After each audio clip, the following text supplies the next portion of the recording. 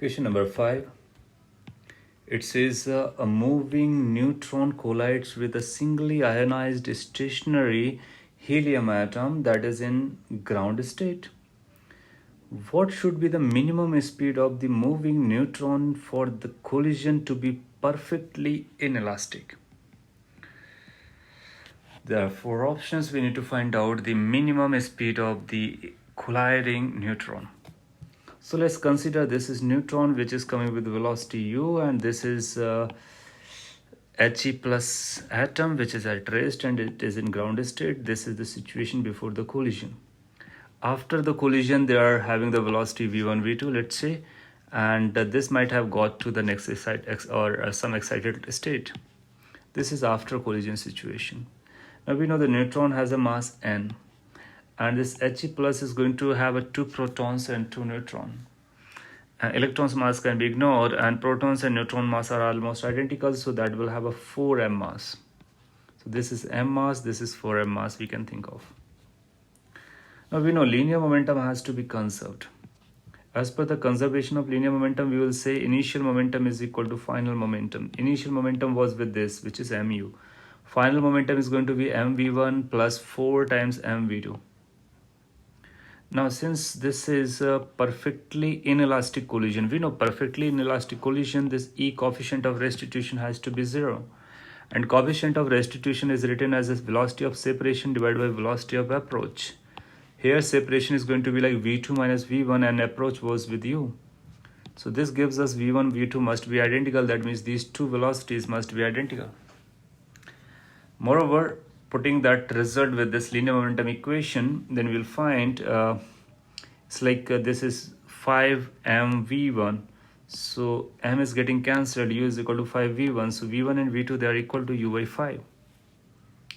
Now we can also talk about that in terms of energy. So whatever the total energy is initially has to be final. Total energy including all these energies. Now we know the rest mass energies of the initial and final are going to be same because there is nothing changed. So neutron remains neutron, He plus remains He plus. So basically we can talk about in terms of kinetic energies and other energies. So initially this neutron has a kinetic energy half mu square. And then finally the energy was like half mv1 square plus half 4mv2 square. And moreover, from this ground state it could have went into or gone into some higher excited level. Now since the question asks for minimum speed, in order to find the minimum speed, what you need to say that this excitation level should be least. That means first excited level. So if it goes for first excited level, that means it's like jumping from ground to first excited level. That means going from n equal to 1 to n equal to 2. So the energy required is E2 minus E1. And we know E2 minus E1 is 10.2 electron volt into Z square depending upon Z. Here Z is 2. So that comes out to be 40.8 electron volt because the atom that we are using, He plus, is a hydrogen-like atom, and that's helium. So this minimum value we got to know. Moreover, v1, v2 are identical and equal to u by 5. We can substitute here. Since they are identical, so this will become 5m by 2 and v1 square, which is basically u by 5 square, plus excitation minimum energy, which is 40.8.